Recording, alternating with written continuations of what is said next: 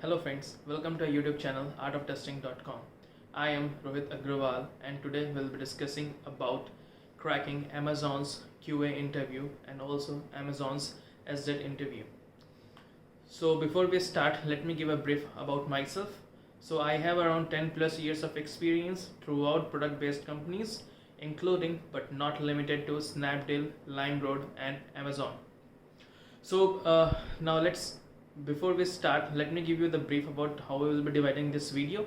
So in the first section of the video, we will be actually talking about the Amazon's interview process, and in the second part, we will tell you and I'll guide you through the various ways through which you can prepare for these interviews and even come out with flying colors. So let's get started.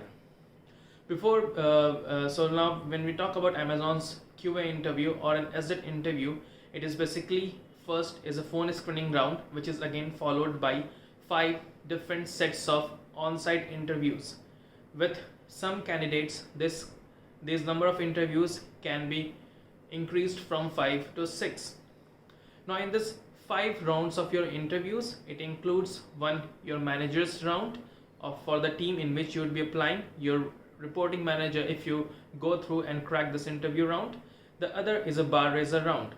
At Amazon, it is believed that a bar raiser is there to evaluate you and understand your fitment in Amazon as an organization, and the basic theory they follow is that your skill set or your knowledge should be more than the 50% of the present engineering resources as at Amazon.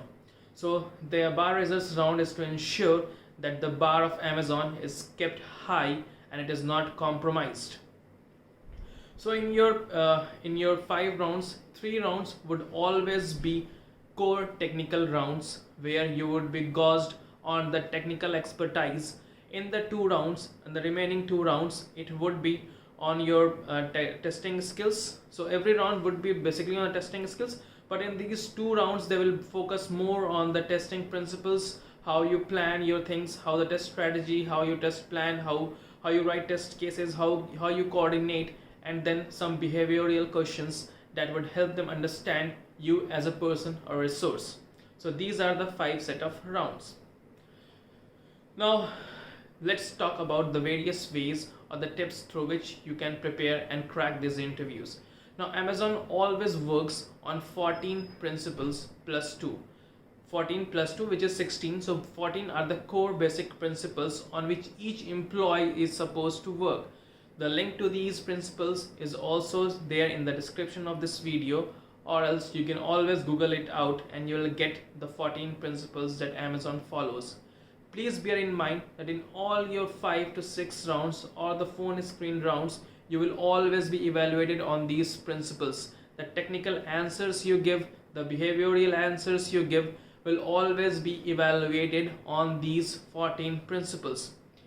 In a nutshell, each round actually is having 2 to 3 of these principles assigned. So the evaluator at that round knows the 3 principles on which he or she has to evaluate you. So please always read those principles, and if you give your technical answers or the behavioral answers, always keep that in mind. Now coming to the technical rounds. So for me, I was able to solve my technical questions using Java as a programming language and shell scripts. However, Amazon does not force you to write your code in any specific language. You can always choose the language you prefer. So you would be aware that any product based company or a big company, an MNC, would have various teams. So you should always read about the team where you are applying, the kind of work that they do, how your skill set would add to that team's work, and what are the new things or the benefits that would come across when you are hired into that team. So please read about that team. And before you actually have an on-site interview at Amazon, please have some time so that you are able to solve technical questions online. You can visit websites like Geek4Geeks or HackerRank, where you can test your skills and always solve problems from medium to higher complexity. And always, whenever you are attempting that question, please bear in mind the space complexity or the time complexity of your solution that would be there. So it would always give a good impression when you give these answers or the answers to the technical questions with these things, and then it would actually give a good impression about yourself onto that interviewer. Now for a given technical questions, they can always be more than one ways of solving it, where the type of answers you give may be time bound or maybe space bound. So if you know that there are n ways to which you can solve a given technical problem, it is always good that you tell the interviewer about all these approaches and which one you believe is the best approach and why it is so. This will help them understand that you know things in detail. The other thing that you should always bear in mind is that whenever you are attempting any question, or if you have any doubt regarding that question, please be vocal enough to clear your doubts. Always remember, do not assume things. Anyways, as a QA or a test engineer, you always know that we should not assume things and what assume means in our terminology. So never assume things, always clear your doubts. At many times the interviewers leaves the questions half baked so that they would understand how you attempt that question, whether you have that confidence in you to clear those doubts or not. So always clear your doubts, never assume things. Whenever you have and always make the interview round interactive. Please always answer, or whenever you have doubt, always ask. So you should not think that it will give a bad impression. It will actually give a good impression about how you approach problem statements. Now coming to the behavioral questions. So some questions are always there which are frequently asked in any product based companies.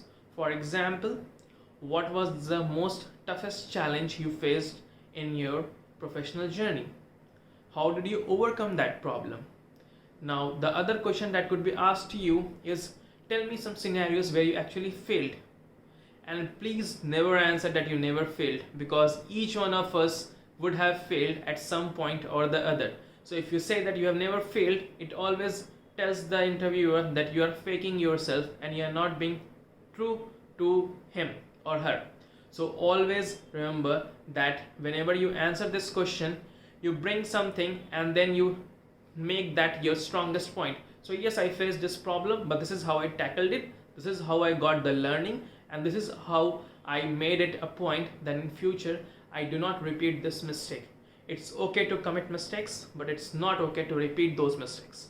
So always bear that in mind. Now in the test strategy and the test planning questions, you should know the difference between test strategy and test planning.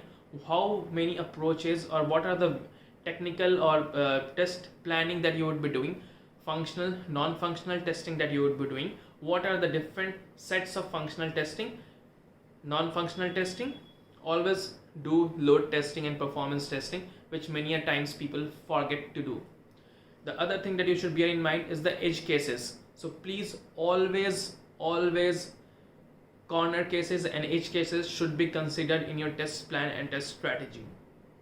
So these are the ways through which you can prepare and crack this interview. Please let me know in the comment section if you need further details, and I would be happy to help you out in that way.